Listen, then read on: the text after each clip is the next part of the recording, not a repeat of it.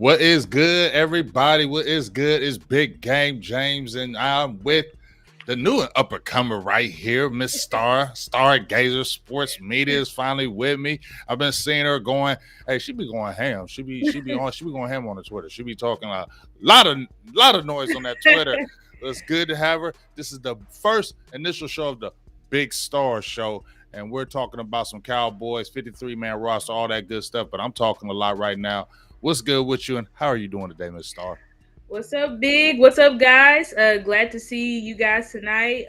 This is super exciting for me as a baby content creator of the new media, is what we're calling ourselves. And to be doing this show with Big, I call him the godfather of the content creators. So I'm just super excited to be on the platform today to start this collaboration that we're doing. And hopefully we can get into some things today about the team and just give you guys our insights on what's going to be going on because starting next Sunday, we will be playing Dallas Cowboys football. So it's going to be exciting. Yeah, it's going down. I love the hat, by the way. You feel Thank me? you. That hat is dope.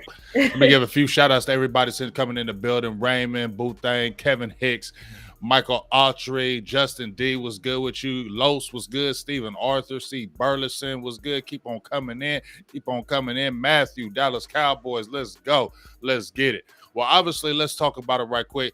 Obviously, I know you talked about it and I talked about it, but we haven't talked about it together. Mhm. So the 53-man roster is here, is done, is finalized. Practice squad, everybody's good. I'm going to pull this up in a minute. What's your initial thoughts of that 53-man roster as it stands right now? I mean, my initial thoughts is this is the best roster that we've had in years. I think we're pretty much stacked from top to bottom. Especially not just the starters, but that's why I say top to bottom because also our depth. I think we built solid depth in essentially all departments. I think the only weakness you might say would be the linebackers. I know many people have been talking about that we should get another linebacker, but y'all, I keep saying Dan Quinn don't really like linebackers. Like he likes his safeties. He likes to run 3-4 safeties on the field at a time. Y'all saw we carried 6, but they flipped Marquise Bell to a linebacker. So I guess now he's a linebacker. But essentially we carry 6 safeties on the roster and only 4 linebackers on the 53. So it just shows you what what Dan Quinn is valuing at this point. So, but other than that, I think we pretty much have solid depth uh, all around. Oh, I had one more. Also, the cornerback room after Deron Bland and Izzy McQuamu, it gets a little bit shaky because Eric Scott Jr. I think he may unfortunately be what we call a camp hero because he was turning up at camp, I remember, but it seemed like the game was just too fast for him during the preseason. And then you have, I forgot who else, Nashawn Wright, but he's on IR. Right. So we have a little bit of a depth issue. I know we added this new kid, Noah, from the Dolphins land. And hopefully, he's good. I know they say he had the best preseason he's had, but I didn't watch the Dolphins, so I don't know what he looked like in preseason. Right. We You feel me? right. We hope that he's good because if Trey or Gilly goes down, you know things are gonna have to move around. And I know we have Bland, we have Izzy, but after them, I don't feel like we have that great of a depth. But What do you think about having Jordan Lewis back? They said he's fully healthy. Oh, They that's said, you. Having Jay Lou back is huge. It's huge. I yeah, know many people wanted to kick Jordan Lewis off a bridge, but Jordan Lewis in 2021 was a top 3 slot cornerback. And y'all remember he was either he tied the team or I think he had 4 picks last season, and he actually got hurt while he was getting a pick. So Jordan Lewis is a pretty solid right, Trey. I agree with you, Trey, in the chat.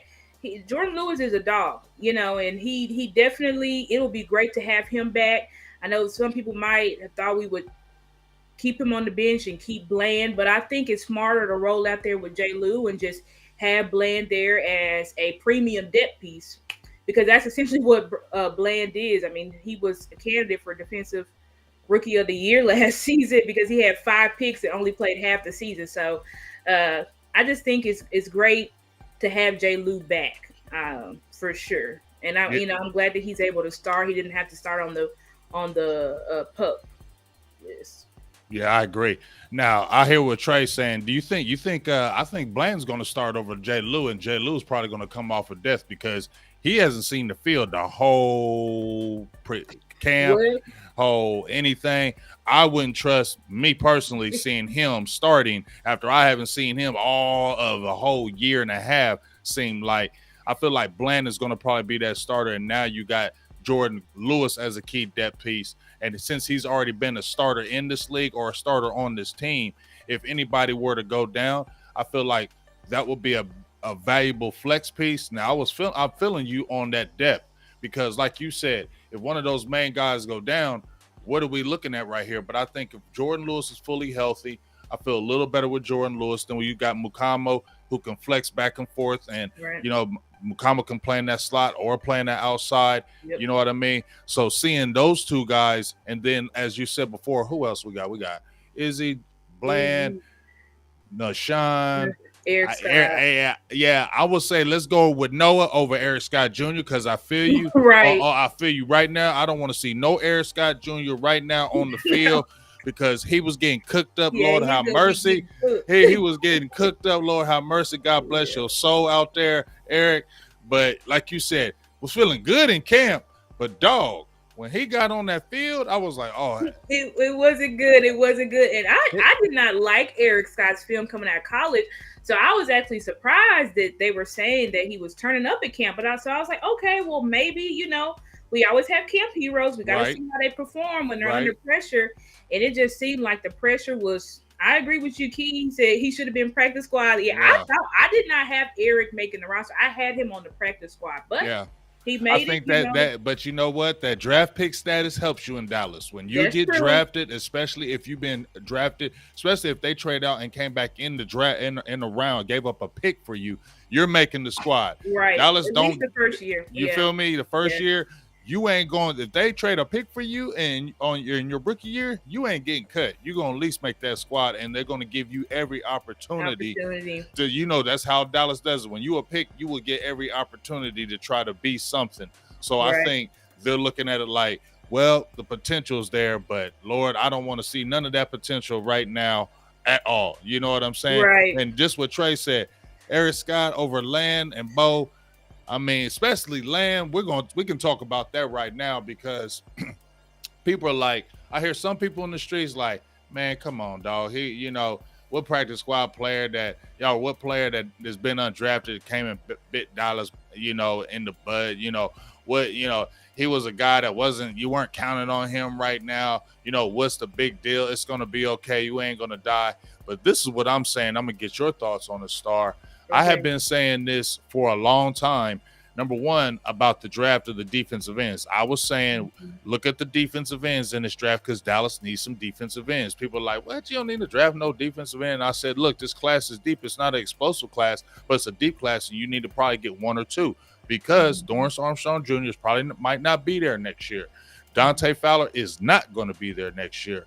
DeMarcus Lawrence will be 32, 33 years old. How much can we continue to rely on that? And then Parsons is back and forth. We know Sam Williams, right? But obviously could be suspension. We don't know. And there's been some issues right there. So I'm worried about accountability now. Can we count on him?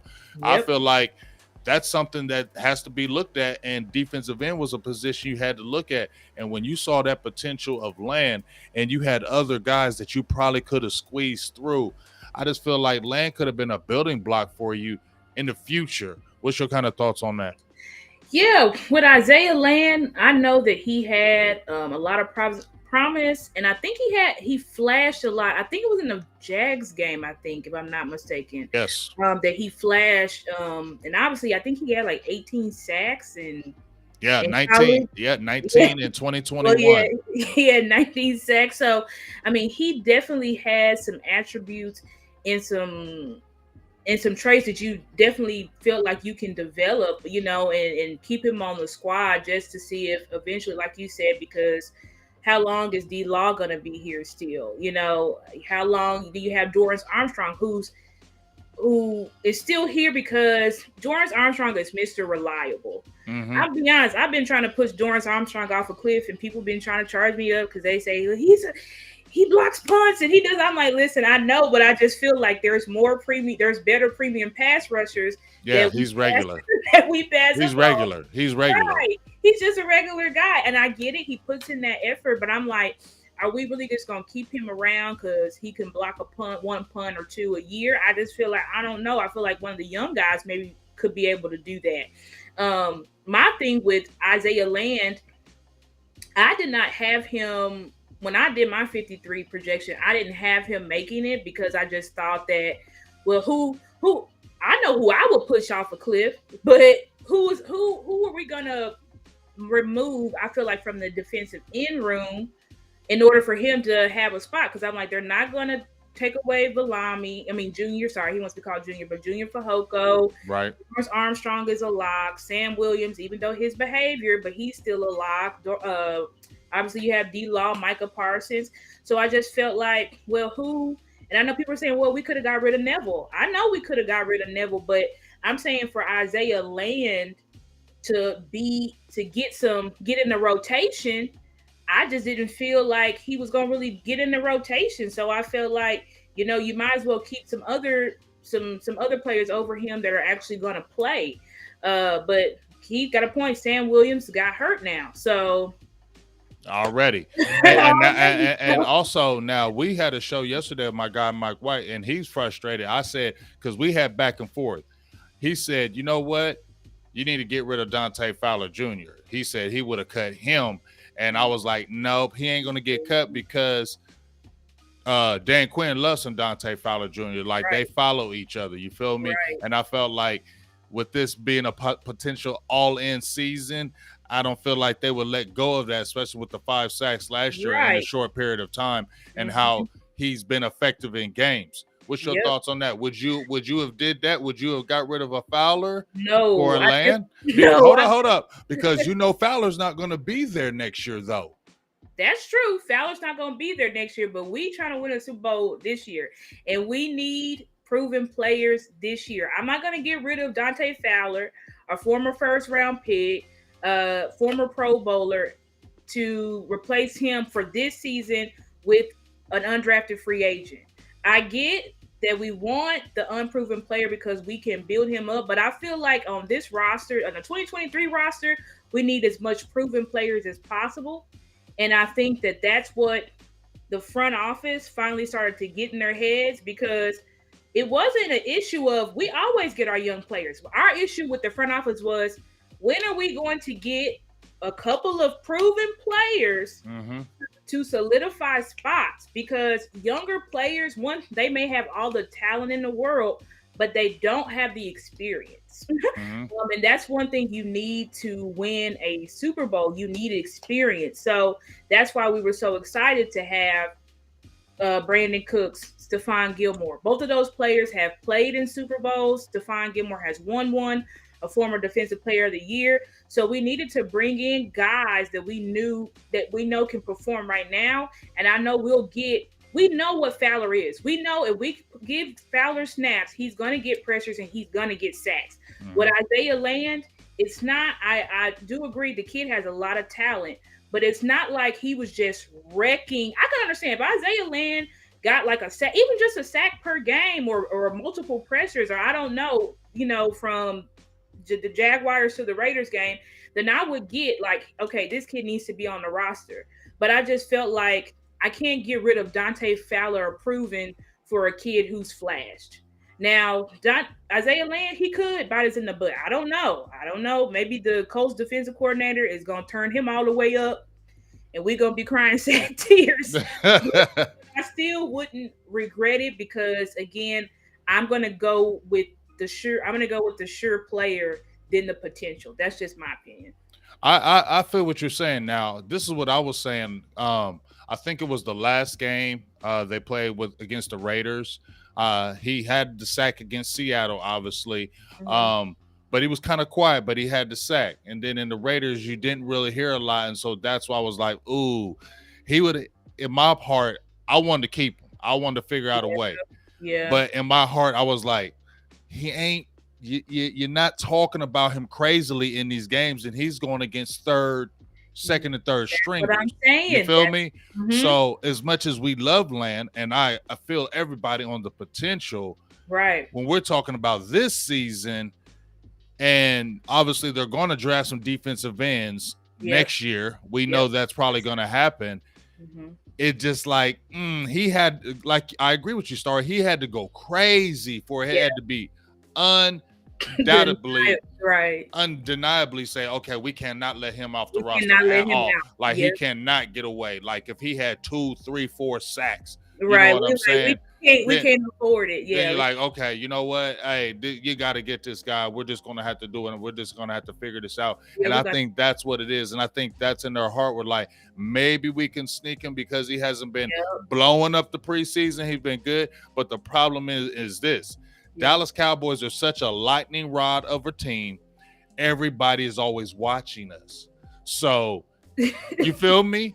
We're a Yep. lightning rod, and whether all these other teams don't act like they don't watch us, yes, they do. They are Especially the NFC East teams, they watching literally us like crazy, and right. they love taking our players. I.e., you just seen The real Jabril Cox guy. over Washington. You Yep. just Sure seen did. whatchamacallit who went over there Dennis with the Houston Giants. went to the Giants. Dennis Houston. You Dennis Houston with the Giants. They love getting our players. Love. I don't know if they want intel or whatever, but they love getting our former players. They And I sure just do. felt like because so many teams watch us, and we and everybody in the media's been talking about Isaiah Land. Somebody was scooping him up, We dog. talked What? about him too much. We That's what talked we about it see. too much. In my head, I was like, we need to shut up about We Isaiah Land. talked That's what about I made a big picture. I was like, I should have took that damn picture down on my Twitter. We should have shut the hell up. Everybody should have you just been should quiet. have. Just been like, man, Isaiah Land, he all right. He ain't Exactly, but yeah, we like was he, talking about him too much. Everybody was, he's gonna make the roster. This kid is undeniable. We talked about too much, and the yep. coach was like, "We Coach was take like, okay, yeah, okay. And Matt Eberflus used to be our defensive coordinator. He's the coach, you know what I'm saying, over over there. there." So Yeah, so y'all knew, y'all we hyped him up too much because it's not like we said. It's not like he wrecked preseason to where the whole NFL like Deuce was almost you could almost say he was like the preseason darling, right? right, The NFL posted him all over. They couldn't stop talking about him. Isaiah Lamb wasn't that, but we were just as a team so right. high on him. And of course, they hear our names and They hear our who we got cries. in the streets. And they got him. He was the only player too. The only player that didn't make waiver, that didn't basically he got Player waivers. player waiver. He was the only player. And that's But crazy. But I look at it like this. We got a couple other guys that were sneaky, I thought. Mhm. Darrell Johnson and Tyrus Wheat. Tyrus, I thought they both have potential. yep. Mississippi State and Liberty, they both are back on the team. So I think, and then you got Fehoko Jr., I think who's going to be sneaky good too, because Oh, I'm yeah. going to keep it real. We needed a Samoan on the damn team. We We needed, sure did. no, we needed a Samoan on the team because Violent. Samoan is different. Yeah, Fehoko is different. The kid is violent. I love his hands and quickness off the line. And he was doing a lot of I was seeing him getting pressures flying off that edge, but that's why we got him, because he displayed those same traits in college. Like we needed a guy with that type of attitude. And I think who was he? He Vita Vea cousin. Yeah. So we definitely needed a kid like that with that type of attitude. So I'm very excited about Junior Fehoko. I think he's for sure going to be on the field. And I know when I went into training camp last week, I don't think I saw Darrell, but I did see Tyrus, and Tyrus is huge. I'm like, I think this guy could be a potential another tweener like Junior Fehoko and Chauncey Golston. Because he has a very big frame. I'm like, I definitely could see him being like a 3-4 type of defensive end or whatever. So it'll be or a 3 tech. So it'll be interesting how Dan Quinn, the uses him. But I mean, I know he's on the practice squad, but if somebody gets hurt, they put him in the lineup. It'll be interesting to see how Dan Quinn lines him up for sure. So Yeah, and I'm excited about Fehoko as well. Like I said, we needed a Samoan. He's an energy. He's a yeah, guy that doesn't stop. The motor is always going, and that's what I love about him. And I yep, think he'll learn that technical game too. The yep, more he's getting familiar with the game, he'll get more technical. And he's a big boy, like you said. You see the number 6'4", 267. He's almost 270 pounds. he's a Look at like you said, Tyrus Wheat. He's 260. So they got some big guys that can. big I guy. think they want to kind of set the edge too, not just guys that can like kind of in the mold of D Law, because we see D Right. Law is not to me like the greatest pass rusher per se, but Mm-hmm. he's a guy that can rush the passer, but he's a guy that can play the run. And I Right. think they're looking at guys like that who can not only just rush that passer, but they can set that edge in the run game. Because when we look at Dorrance Armstrong and even Dante Fowler, those to me are just strictly kind of rush guys. They're Mm-hmm. not guys that are not going to really kill, really set that edge in the run game. And I think that's in the mold of what the Cowboys are looking at down the line. And I think that's why you saw those guys get picked up the way they did Right. in the offseason and in the draft. So we'll Yep. kind of see about that. Well, let's go to the offense right quick, because I want to get your thoughts on Mozzie. How do you feel about Mozzie? Mozzie, I think Mozzie. I'm glad everybody. Wouldn't we trash after the Seahawks game? Everybody, Yeah. no it. He turned all the way up versus the Raiders. So, I'm still excited about Mozzie. Of course, the kid, he's gonna have. He has some things to work on and things like that. But we got to remember, like when Mozzie in season is going to be playing next to Jonathan Hankins, Demarcus Lawrence, Micah Parsons, Osa Digizua continuously. Like, so we're going to know that he's going to have that veteran help to help him be able to do his job. But I think Mozzie was actually, I know he had that kind of a down game versus the Seahawks. But to me, remember the issue that we said about Mozzie coming out was people were like, he seems like his motor, like Yes. don't give his all on play. Yes. But then we had realized, oh, look at how many snaps. Y'all have to know in preseason, Mozzie was pretty much playing like The whole damn game.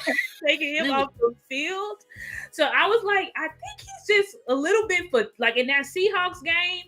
I think he was just like a little bit fatigued. I think not to cut you off, and I'm gonna let you finish that. But in Seattle, the air is different too. Like, I mean, you're going on the West Coast. Everything is kind of different. The time frame. So I think that could have hurt too, because you're a 3-hour difference, and the time difference could have been different. Right. But go ahead. Right. You just know, like, these kids, they have to adjust, like, and but I really think like it was in that Seahawks game, it probably was just fatigue. And he's working on conditioning and training his body. We saw this week he's with Micah training, they're doing boxing stuff. So I really think that's what it is with Mozzie. It's just he's got to work a little bit more on his technique, which that's gonna come in time. And he's got to work on his endurance, really. But we know he's got incredible strength. We know he definitely likes to. He's a play. He likes to make plays. So he's not just trying to hold up blocks. He's trying to get that ball carrier, which I think is great to have out of your nose tackle. Same thing for Jonathan Hankins. Jonathan Hankins, he's going to try to get the ball carrier. He got even though he's not a pass rusher or anything like that. But remember, he got a sack against Brock Purdy in the playoffs. So these are guys that are going to try to make plays. And I think Mozzie is going to be able to exhibit that throughout the season, while also taking up blocks. As y'all know, like Mozzie was having to fight a couple of some team were triple teaming him. He's having to fight through a lot. But y'all think there's a reason why the offensive coordinators were triple and double teaming him, because he really is a force to be reckoned with and kind of hard to block one-on-one. If he's losing a battle, it's not because of strength. It's likely because of a technical issue that he's having. But I think he's going to just continue to work and develop that, work with his hands and stuff like that. So, and he's definitely just got the dog in him to where he wants to be great. So I know he's going to continue to just put in that work to get better and better. So I agree. Now, this is my thing with Mozzie. In my opinion, now you hit it on the nail, and I want to bounce off of that. Mm-hmm. Is with Mozzie, I just need to make sure that motor's running hot all the time. Now, Yeah. I know he played a lot of snaps, and I feel you, but when I watched him in his tape and some things of that nature, when people were talking about, well, his get off, he takes a long time to get off the snap. His get off. Yeah. I think number one, the wheels are turning because of the scheme was different in Michigan. So the wheels are turning when he straight comes off the line of Yep. scrimmage, is that he's Yep. kind of trying to think to what to do. And by that time he's thinking of what to do, the offensive line is already manipulating him in the Manipulate them. hole. But Yep. since he's so damn strong, you Yep. still can't move that man. So even when the wheels are turning, you can't move him because he's so damn strong. So that's Exactly. his advantage. But I feel like the main thing I want with Mozzie, because I think he can be good to great if he continues to pass rush or come off the line of scrimmage with a sense of urgency. I think that's the biggest thing I want. If when he fires off the ball, because you can see it, there's times when he'll fire off the ball and you're like, damn, okay, that's what we talking about. He just Right. see all that Right. strength pushing them in the back. But then Yeah. sometimes he's not coming off with the sense of urgency, and that allows the offensive linemen to get their hands on him, Get their double hands team on him, them. and like we talked about, manipulate him out the gap. And that's Right. what they're going to try to do because he has that strength. But if he can do that, I feel like it's going to be very good. But pairing him, even when I saw him with Big Bo, I will love it because I love to see him next to Hankins because they're putting him more at the 3 tech. And I think that's where you can help his pass rushing ability. Because if you look at him from the backside and you saw Bohanna and you saw him, he Yep. did not look 332 pounds. No, he doesn't. You He feel doesn't me? at all. And that's what's crazy about Mozzie because of his build. He's huge, but he doesn't look like, overweight or anything. I don't know how to describe him, but he just looks like, I don't know. He's just really very He's strong. athletic and compact. Right. He's just a compact, stacked dude. So he definitely, I agree with you.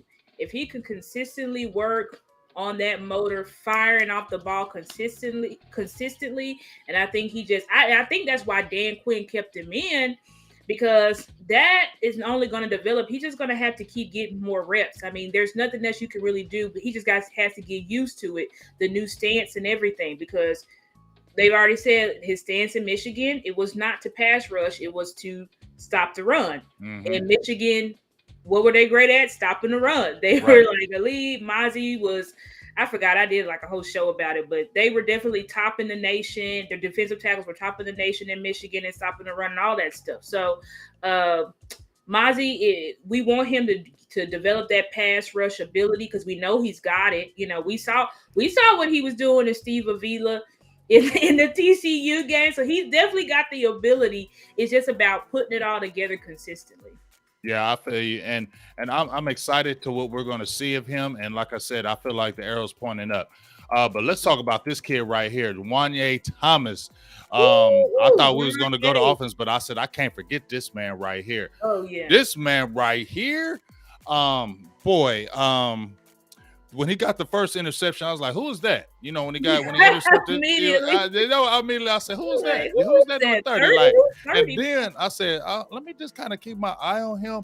And everywhere, dude is just always around the ball. You could see him. He looked like he was. He was coming up to the line of scrimmage like he was talking to the defense, like he knew what was going on. Right. He was very animated when he was hitting people. He was in people's faces. Like you could see, like he had the attitude. You saw him just lead the team out of the huddle the last game. Right, once I seen him lead the team like Overshawn, I said, "Yeah, he making the squad. You ain't lead the team. You feel me? And you ain't getting picked." And the crazy thing, he didn't even get drafted coming out of nowhere. What's your thoughts about him? Because I love this kid, and the story behind him is even crazier. Yeah, like he shocked me because I knew Wanye was on the team, but we hadn't really heard his name or anything like that. I think during training camp we had heard Mike. I think Mike said Wanye, like he just has been phenomenal this offseason. But I mean, that in training camp. But I wanted to see, of course, like we said, are you going to be a camp hero, or are you going to bring that fire when we're actually playing? You're playing a real life game. You got to be up to speed. And I mean, guns a blazing. The first drive, he picks off Trevor Lawrence. So I think, and then I think he was like top 5 on the team in tackles for the preseason and all that type of stuff. He was absolutely just everywhere. He was everywhere. Even that big catch that that tight end got on him versus the Jags, he was in perfect position. And he just seems to me, this is a typical Dan Quinn type of safety. Not only can he can cover downfield, but he also can come up and field. And that's why I'm telling you guys that Dan Quinn, why he really doesn't value linebackers like that as much, because what he asks his safeties to do. He needs his safeties to be able to cover on the back end, but also be able to come up, hit, and fill the gaps. And that's what Wanye was doing. So I'm definitely excited about him. I mean, clearly, I think he's going to have Dan Quinn's going to be able to sprinkle him in, because unfortunately our safeties, they don't ever get hurt for the whole season, but they tend to Dono, Curse, Hooker, they tend to face. They get nicked up. They get nicked up. So he definitely is going to be in the rotation and get some reps. And I just like his attitude of what he brings. He brings that fire, that dog on the field, and gets everybody else fired up, which is important because it's like the team fuels off of him, So they were fueling off of him on the field in preseason. So I'm super excited for him. I'm happy for him because to me he came out of nowhere. I mean, he was on the practice squad last season, so for him to make the 53 and to perform how he did, I'm impressed. And I hope that we are able to see him get some snaps this season, because we don't know what's going to happen with Curse's contract. I know he wants to be here, and he's saying he's back to Clemson Curse and all of this stuff, but I don't know if the front office is going to re-sign him. So we definitely are going to need, which they may just throw Overshown in that role. But what I'm saying is we're going to need as much safety depth as possible. And definitely, thank you, Quetta, being in the chat tonight. But we definitely going to need safety depth. So I'm excited for Wanye, for sure. Yeah, I'm definitely excited too. And shout out to So Over It Star with the breakdown. Enjoying you guys. We're enjoying you too. We appreciate y'all. 71 in the chat. We love y'all. Great start for our first show out there. Make sure you smash that like button wherever you're at. Facebook, on your Stars, on mine. Hit and smash that like button. And we love that. Now, obviously, the bad news was DeMarvion Overshown. It's so bad I don't even want to talk about it. Like it's so bad, Star, that I don't even want to mention him. That's how hurt I am with that injury. I mean, seriously, like I really don't even want to mention it because it's burning my soul when I just think about it, especially, Star, with what we were having with this season, right?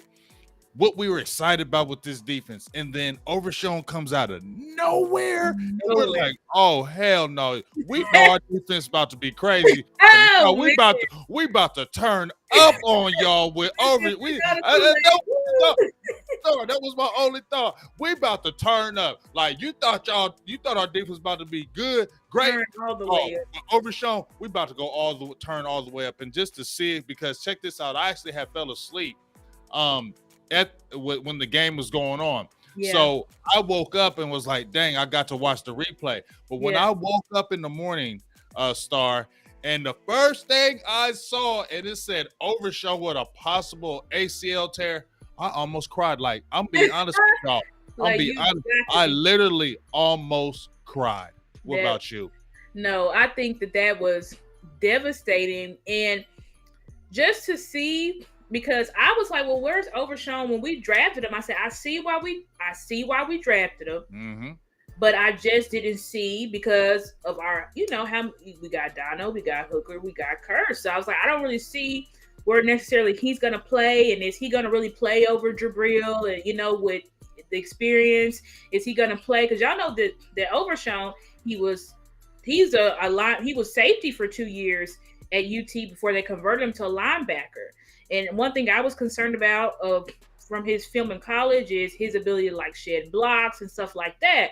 But seeing the way that he turned, first of all, he looked like he gained weight, number one. I don't know how he gained all that weight that he gained just in one offseason, but he gained a lot of weight.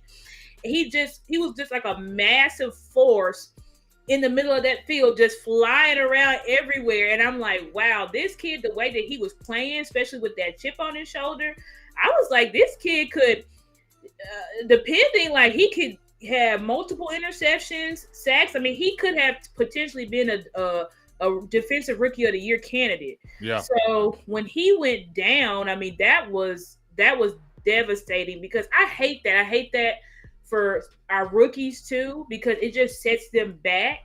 And we saw what happened to Jabril, right? Like when they get hurt like that, it sets them back, and it takes them a while. He's suffering an ACL injury, so it's gonna take him a while to get back to himself now. I don't know if he's gonna be flying around like he was before. We pray to God that he does, but it's just frustrating for us, because we knew that the way he was playing, Dan Quinn had a plan for him this season. Yes. And for Dan Quinn to now convert Marquise Bell to a linebacker shows how important Overshown was going to be to this year's defense.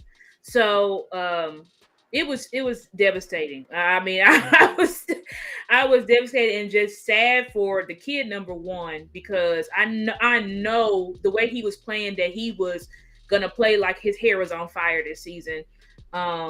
And for him to be out for the whole season, it's just a huge blow. But we pray that he can heal, get ahead of schedule, and he can be back, back like he never left, once we start next season. That's what we hope for him. But prayers to Overshown. Hope he keeps his head up, and at least, hopefully we can get the same kid we got in, once next season starts. So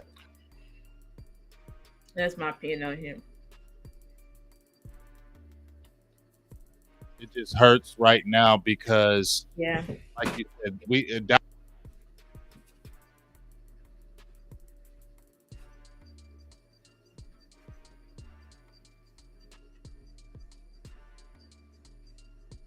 Uh-oh. I can't hear you, Big. Can y'all hear me? Can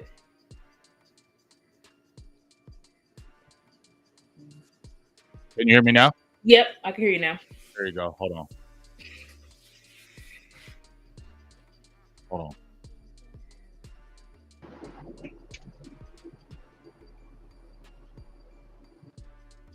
Can you hear me now? Yeah, I can hear you. I'm good now. Okay, cool. Sorry about that, y'all. Had a little technical difficulties. Star was blowing her blocks and she blew up my microphone. So she was filling it with the breakdown and just messed my mic up. But no. But man, it just the one thing I will say about this, when you mentioned Jabril Cox and how his injury, one thing I'm gonna look at is Cox was kind of quiet. He wasn't really a guy that really said a lot. Where Overshown is this guy that has this personality, is vibrant, like he attacks everything. And that's the one thing I'm gonna feel good about, is that he's already said, I'm attacking this injury like it ain't no other, like I'm going hard. And that's what'll get me excited, that he's gonna attack this injury. And when I see athletes like him, usually when I see athletes like him, they come back and they are stronger, because the way he's such an athlete with it. So I'm feeling a little bit better with him coming back with a reckless abandon. But I'm just so sad to see it this year, because he could have just, the blitzing, the excitement, just the coverage. I mean, so many things you could have did with him this year. So many things. Gonna be that special weapon, that you can put him in so many different positions. So it just was very sad to see him go down like that. And I agree with you. He to me he had that spirit of Damone Clark, because y'all remember had Damone Clark literally had back surgery right before the freaking draft and was able to get on the field by October. Overshown, even though it's a different injury, so it's obviously going to take him longer. But Overshown to me has that same mindset of I'm gonna be the first one in, the last one out. I'm gonna do whatever I can to get back on this field as fast as possible. And usually when you have people like that are willing to go above and beyond to get their bodies back right, they do come back stronger. So I definitely agree with you on that, Big, for sure. Yes. Now let's hit this offense right quick. Any surprises for you on offense as you've seen it on this 53-man roster?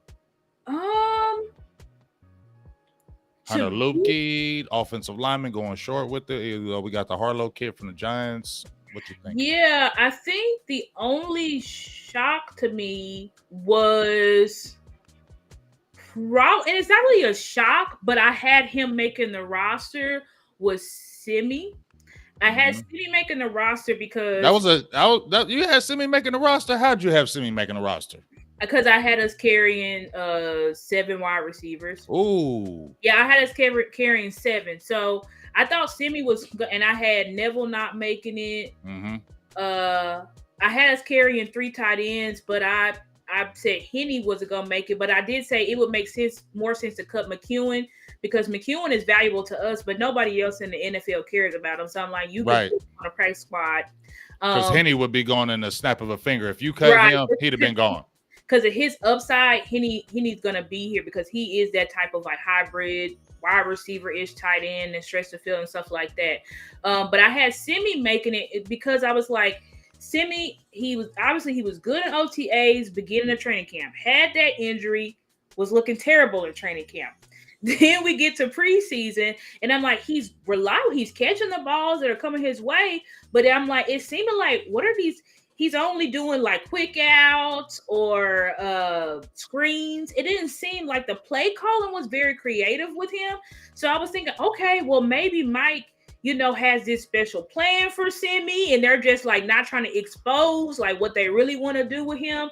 So I was thinking like, okay, well, maybe and we stashed him last year. So I was thinking like, okay, maybe there's a plan for Simi, so he's going to make the roster. But I mean, clearly there was no plan. Simi He's just not it, unfortunately, in our offense. I think they said he got picked up by the Steelers or something. Yeah, he could have went. I mean, he looks like a Steelers guy because he looked like the kid that they got rid of and he got traded. Right. You know exactly what I'm talking about. What's his name? It's on the top of my head because I know Dallas was looking at him too. Yeah, y'all tell me. Came out of Notre Dame. Yep. Y'all tell me because I know y'all know. But yeah, Simi project was over. I said he wasn't gonna make the team in the very beginning. I'm sorry. Everybody was out on Simi. I'm sorry, and I ain't hating on Simi, but I just feel like the hands just ain't. Yes, Claypool. Yes, I said you remind me of Claypool. When I look at you, if you go over Pittsburgh, you look just like him in my opinion. I feel like you are Claypool. You know what I'm saying? So they got Claypool part 2 if they go over there. So hey, I hope it works out for him. I hope he continues his career, but I just feel like what, the 3-year project, we've seen what it is. Jalen Brooks came in, really grabbed hold of that position, in my opinion. You saw the strong hands, and I thought that was the biggest difference for me. He played very strong, whereas Simi did not play strong to me. Right. With that body and that size of his, I didn't feel like he played strong enough, and too many guys outbodied him from the cornerback position. But when I saw Jalen Brooks, he played physical. He caught the ball physically with his hands, and I feel like that is one of the reasons why you wanted to go with him. And he just looked like he's the type of receiver that he can go mid. He's one of those solid mid-range guys. He can really eat you up on the inside. Absolutely. And so I just felt like the Simi project was over. I agree with you, Big. I think for Simi, for his size and his speed, we expected him to be able to stretch the field, and he really struggles. He really struggles with one-on-one deep balls. He just could never come up with it. It didn't matter who was covering him. I don't want we throwing the Simi. It's a 3rd and 15 and we threw it to Simi. He dropped it. No, I can't do it. He just could not ever come up with it. So unfortunately, he just was not able. What we saw from him in Stanford, and we were excited about. We were so excited, because we're like, dang. I mean, we're clips of him coming out of Stanford, him bowling people over and all of this stuff and getting some deep balls and stuff. We thought like, oh, we got us a steal here in the 5th round when we drafted him, but it just seemed like he just never panned out. So like we said, hopefully in Steelers land, they're very short, intermediate type of route, type of wide receiver team. So hopefully he's able to do something over there. But I know for what we were looking for, and y'all saw the way, if y'all watched the press conference, how Mike was talking about, we got speed though. Like Mike is so happy that we got quick guys that can stretch that field. It's gonna be I feel like our offense, because we only saw, of course, the watered down version of our offense. I think we got so much speed and playmakers on our offense and our starting lineup. I'm very interested to see the packages and things like that Mike and Schottenheimer are going to roll out, because I think it's going to be something quite unique. I agree, and I agree with Benjamin right here. What he just said, he said Simi was a 4-4 guy, but he never looked like it on the field, and that was it to me. Like you saw the speed, but it seemed like he never played to it. He never played to it. Yeah, and just like I said, it just seemed like corners could out physical him with that size and the body he had, and they were talking about moving him to tight end. Hey, I'm like, how you? I was like, he can't even move out corners. How the hell is you gonna talk about doing that? Hey, shout out to my dog Rome in the house. Shout out to my dog Rome. Cowboy what up, Rome? What's up, Rome? Yes, sir. Appreciate you, dog. Go make sure. I know I ain't gonna sit there and say go follow Rome, because he's the Cowboys man. So exactly. I know you feel me? Y'all know Rome, because that's the Cowboys man. He said, I'm the Cowboys voice going forward. I said, I ain't gonna argue with you. So shout out to Rome over there, killing it, doing your thing over there. We love you like no other, and keep on killing it out there like you've been doing, Rome. We appreciate you like no other. We can't wait to get together this weekend as well. So what do you think about, because we're getting ready to talk about Trey Lance right quick, because we're getting ready to end it up put it on a bow. But what do you think about Hunter Lukey, the darling of that Raiders game, and the fact that Dak Prescott, when he was calling that offense, he went to him specifically a lot in that game. So that told me a lot more than anything else, how Dak was calling the game, but how he featured Hunter Lukey as well. Oh, yeah. Hunter Lukey. Now, I saw him training camp last week, and I said, this kid is giving me, I said, he kind of gives me like Derrick Henry vibes, but Derrick Henry is not a pass catcher like Hunter Lukey is, because Hunter Lukey can really catch that ball. Y'all saw that when Will Greer threw that left-handed throw, and Hunter Lukey was kind of like an off throw, but Hunter Lukey still caught it and got us, I think, like a yard or two or something like that.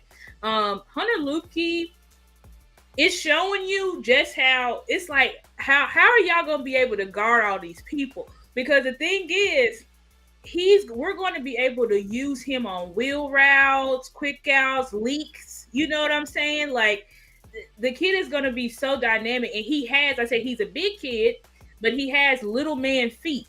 So he's very agile, like really, like seriously, like he can stop on dimes. He's very like shifty. So he's even different, because Derrick Henry is more so, I'm running through you type of guy, and I'm fast, But Hunter Lukey, like he's got wiggle to him. So it's gonna be, we clearly have packages for Hunter Lukey. And now it just means that Dak has another safety valve, so that if things are, if the play breaks down, we're going to have Hunter Lukey, Deuce Vaughn, Tony, somebody that's going to be leaking out, getting out on that perimeter. So to get that first down, to get that, that third down, to get what we need. So it's really like, how are y'all going to develop with him having his ability, his skills? It's like, how are y'all going to be able to guard everybody on this offense. That's what I'm thinking. Adding a guy like that, because we kind of had Sean McEwen playing in that role, the fullback Right. role last season. But But it Sean was no McEwen just it wasn't no explosive right, like no Hunter Luke. Like you saw it, right, well, you like, right, oh, okay, we can see why right, we can see why you cut McEwen now because, right, like you said, well, he wasn't nothing special. He was a guy the Cowboys love, but everybody else necessarily right. didn't Not love worried him. about him. Yeah, Hunter he's just Lukey, if you reliable. let him go, other people would have loved him because they'd have been like, Oh, oh, we hell would no. have. Oh, Oh, they Ravens, yeah, the yeah, Browns, the Titans. yeah, He would have been yeah. gone so He fast. he he would not because people were like, Woo! oh, Hunter would have made it through. No, the hell No, he he wouldn't wouldn't. have. Not No, after he we wouldn't just highlighted him and he went undrafted and somebody would have got him for the cheat. Hell no, they'd have got scooped over him up as 100. soon as they cut him. They'd have been like, scoop Yeah, up. he was gone. I mean, guys, he got over 100 yards. And I don't even know how many. And that's just from, I think, running the ball. I don't know how much he had, from catching. So the kid is dynamic. Based on what he did versus that Raiders game, he was not going to be on nobody practice squad. If we cut him, he was going to be gone, just like Isaiah Lance. So, Just like Isaiah and he Lamb. could have been. And could y'all imagine if the Commanders or the Giants or the Oh Eagles no, picked him no, up? man! Absolutely not. I'd have been pissed. Like, Yeah, absolutely not. everybody would have been talking about that all day and all Yeah, night. Like, what the absolutely. hell is going on here? What did y'all do that for, man? You know Yeah, what I'm saying? But I got Deuce Vaughn up here as well. So when we look, and Hunter wasn't even drafted, and thank God we got him. That was a great look from the right. draft team, Will McClay. Yeah, But Deuce, we got Deuce Vaughn. Obviously, he doesn't have the height, but we saw what he can do, how he could be electric, and I feel like he's going to be electric for this offense too. And just like you said, we finally have speed. We finally have electricity in that offense. We finally have some juice because we didn't have juice besides Tony Pollard. If we're talking about just right. the speed aspect of the team, Right. that was our only juice. Now with Brandon Cooks, who we didn't even see, and he got juice. We've been seeing him, and you saw him at practice when you went up there. He got the real juice still. Yes, he does. I think he's going to be. I think we could have 2,000-yard receivers in this offense, in my opinion, with Lamb and him. Okay, Yep. and I just feel like Tony Pollard can have like another career year in this offense because we're going to be getting him in space. That screen game, we saw a little bit of the screen game, then they kind of chilled with it because I was like, oh, they're showing too much. Stop showing all them damn screens because we're going to be killing exactly. We were showing a lot of screens. I was like, stop showing all them damn screens because we're going to be killing fools with that screen game because we couldn't do a screen for to save our life with Kellen Moore.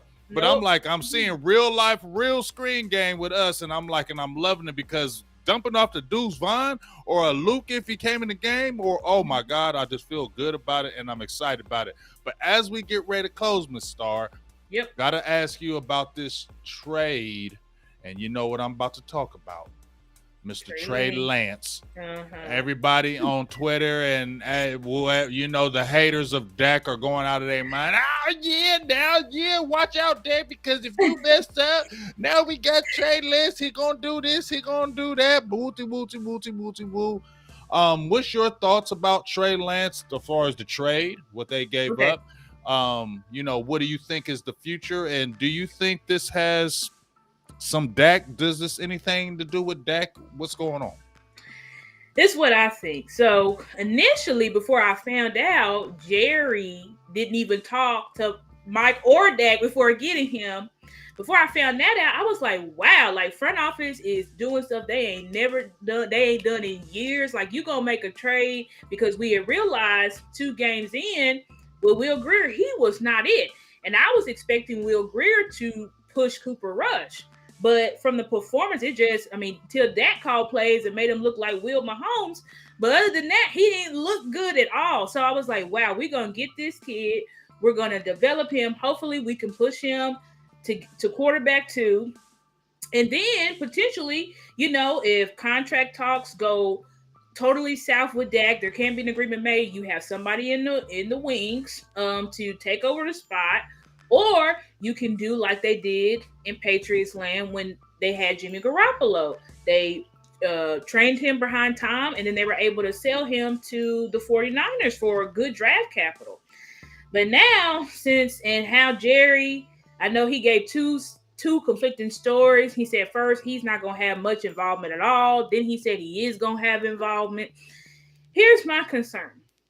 And this is what I think Jerry is doing. Jerry and Steven, obviously, and I'm going to just say Jerry, because I really think Steven wants to sign Dak today. But I think this is Jerry being Jerry as he always is. I think Jerry got Trey Lance because he wants to put some type of psychological, even though we know Dak is one of the toughest. I mean, what Dak has experienced as a quarterback and still be able to play at that level he plays, we know Dak is one of the most mentally tough players in the NFL, period. But I think Jerry did this just to have in the back of Dak's mind, hey, if you don't win it all this year, because y'all, Jerry, they did what we've been asking to do for years. They got rid of Keller. He got rid of his golden boy. He not only got rid of his golden boy and Kellen Moore, he gave play calling to Mike. Let Mike Hyde get all of his boys in, fire everybody, get everybody he wants in, his whole staff, give him complete control. And then on top of that, they fixed holes with proven players who are still able to play well. Not people who are washed, but people who are still playing a high level. So I think Jerry did this. Say, hey, and I think this trade has implications not just for Dak, but for Mike as well. I think this is Jerry saying, Dak and Mike, y'all better win the Super Bowl this year. Because if y'all don't win a Super Bowl this year, I'm going to be out on you, Mike, because Jerry's not going to concede power for long. Y'all know how Jerry is. For Jerry to concede any power is crazy. And he pretty much gave Mike McCarthy the keys to the team this year. Like, gave him the full keys. But he's not going to allow that for long term unless results are produced. Because I think Mike was able to get him to fire Kellen by telling him, this is the problem. We know who the problem is. Let's get rid of him. Let's fix it. So Jerry's expecting results. If he doesn't get the results that he wants, which is based on the moves that he made, a Super Bowl, I think what he's going to do is he's likely going to fire Mike. Once he's going to likely get rid of Mike. And he's also going to bring in another coach who's going to develop and possibly try to bench Dak. And I say, listen, if Dak, because I know how Dak's contract is, right? Because he has a no trade clause and all that stuff. I know that. And I know how much we owe him. We owe him $59 million. But I'm trying to tell y'all, Dak, the no trade clause doesn't mean Dak can't be traded at all. It just means you cannot trade Dak unless he approves. If Jerry tries to bench Dak on some BS or tries to meddle and trying to make it a QB controversy, let's let Trey Lance get some snaps and then let's let Dak. If he starts doing that type of BS, Dak is going to be out of here. Because I don't think Dak is going to put up with that type of disrespect. Knowing his skill set and knowing that he can go to many other teams, get paid top dollar and be the starter, I don't think that Dak, and y'all going to excuse my language, but I don't think Dak is going to allow Jerry to bitch him out. I really don't. So I really think a lot is riding on the Trey Lance kid. And I'm not going to crap on Trey Lance. He's a part of our team now. We need to be rooting for him. I was happy when we brought him in because I think Mike can develop him. And I think he can really, at least be quarterback 2 for us. I prefer, y'all already know, I'm a Dak lover. I say it. I don't care. Like, I love Dak. So I want Dak to be our quarterback till he decides to retire. But if it happens that he doesn't, and Trey Lance takes over, we still have to support him, So I get some people are saying, like, let's not take a crap on him just because we love Dak. I do get that.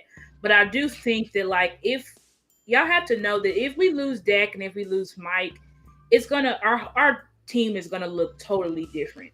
And we could potentially get sent because we're hoping that Trey Lance becomes something, but we don't know. What we do know is Jerry not good at evaluating quarterbacks because didn't he want who he want? Johnny Manziel, Paxton Lynch.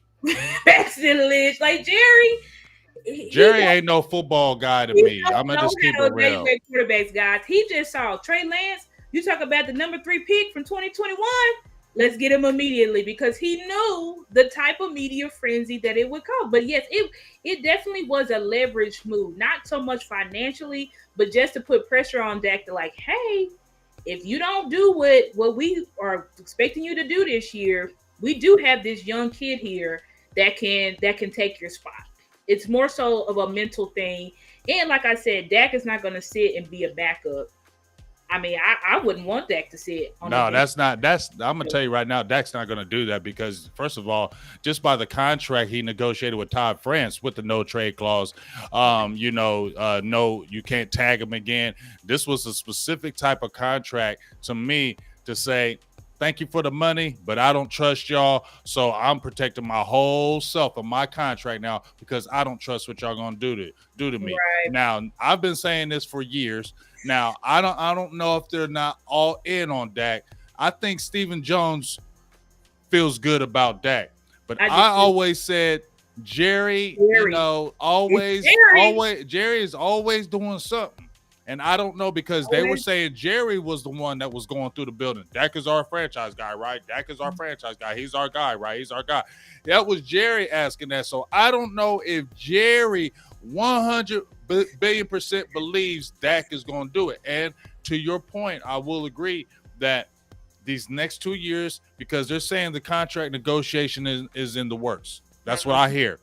Let me see what that contract, if you guys extend it, looks like.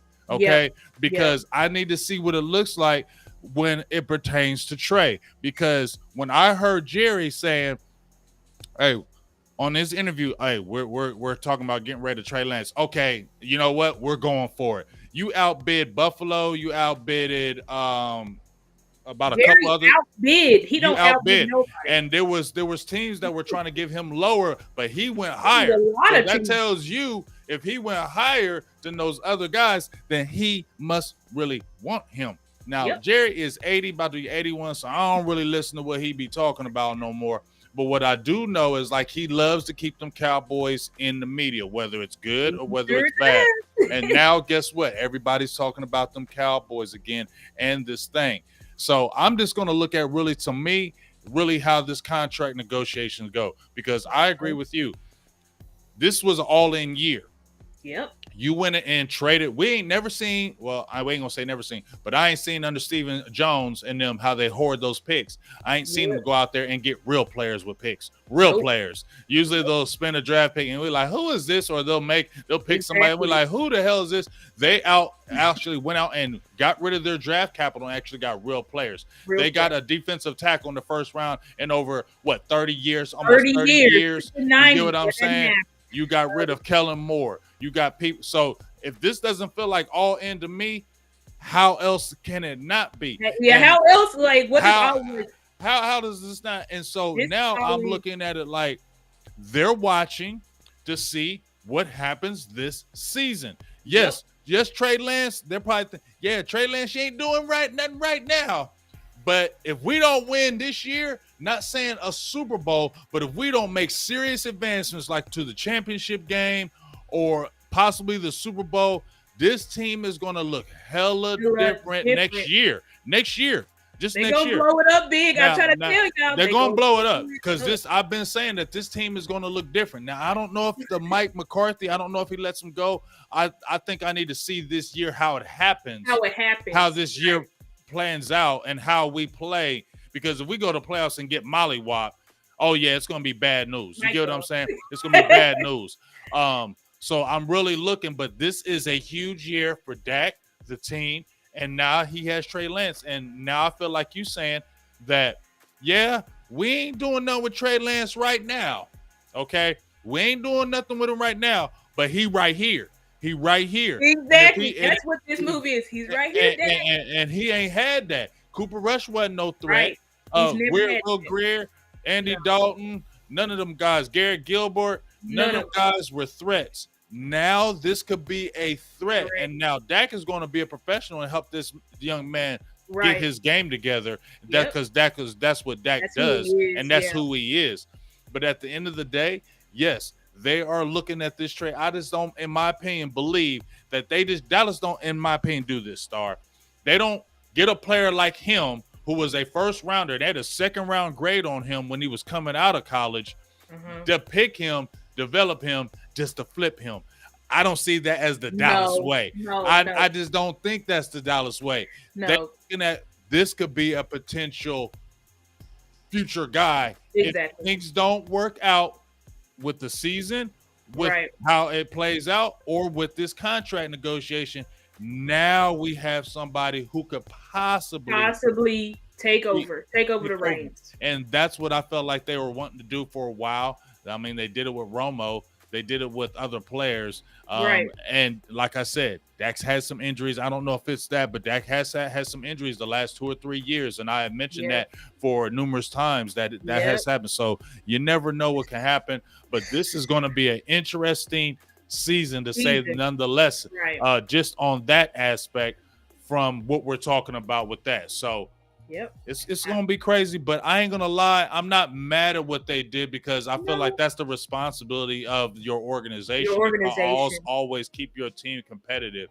But Right. Jerry just needs to be quiet, in my opinion. Stop talking. Stop Like, talking just be about Trey quiet, Lance. Jerry. Don't talk no more about Trey Lance. Be quiet and just let him sit and let him learn. Right. And don't start no gaslighting and don't start no fires that don't need to be started. Exactly. Don't derail our season by talking about no Trey Lance. Don't try to force Trey Lance into game plans either, Jerry. Be quiet. Because that's another thing. I'm like, is Jerry going to start? Because we know Jerry loved to meddle. Are you going to start trying to force Trey Lance into game plans, Jerry, to build up controversy? Like, please just let us have our season with Mike in full control. We got to focus on it. But yeah, it's a lot riding on this season, guys. Like, because if we don't get past the at least make it to the NFC Championship, our team is going to look drastically different. And you can just tell by the way the players are talking and stuff. They know that. They know that if we don't make it this year, there's going to be a lot of changes. Mm-hmm. There's going to be a lot of change. I mean, this could potentially be D-Law's last season with us. You're talking about offensive linemen. You could have Zach Martin, Tyron Smith retired. I think this is for sure Tyron Smith's last season. I mean, there's a lot of stuff. A lot of change in parts. So it just means a lot to us. And Jerry did this whole Trey Lance thing for what he always do. He wants to bring controversy, but I'm like, if we can just focus on this season and just really hone in on this season, because it really just comes down to the results of the season. So we'll see. Yeah, we're gonna see. We gonna see. It's gonna be an interesting ride to say the least. Obviously, we're going. Okay, there we go. Can you still hear me, Star? Yeah, I can hear you good. Okay.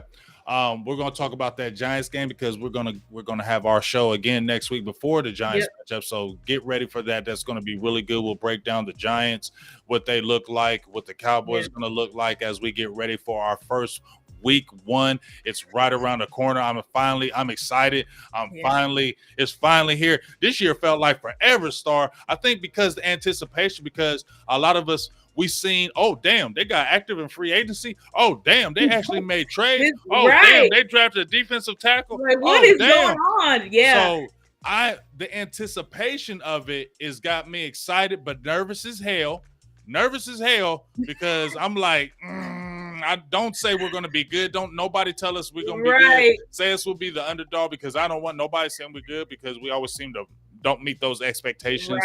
So just be quiet about Dallas. Say we suck. Say we ain't no good. Say we trash. Say we gonna be 8 and 9. Say a first round exit. Say all that because I need all that energy for us to do good. Because if you're saying, oh, look at Dallas now, don't say that about us, please, because I just don't want none of that. But it's gonna be exciting. But I appreciate you. You cut out again. No, I can't hear you. Can y'all hear him in the chat? Let me see. Yeah, I'm good. Am I good now? Good now. Yeah, you're good now. My this freaking cord, I got to get a new cord. Y'all tripping on me, man, but I'm gonna get that together. But excited. Cut out again. God. No, still cut out. It's a short. Yeah, it's out.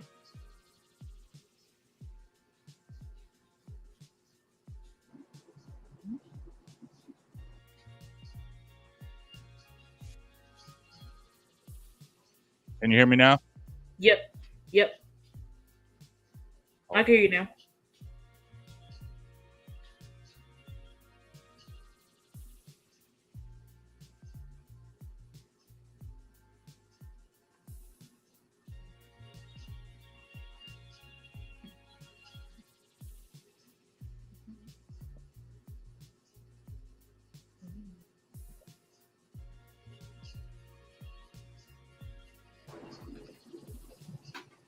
I can hear you now. I think. Yeah.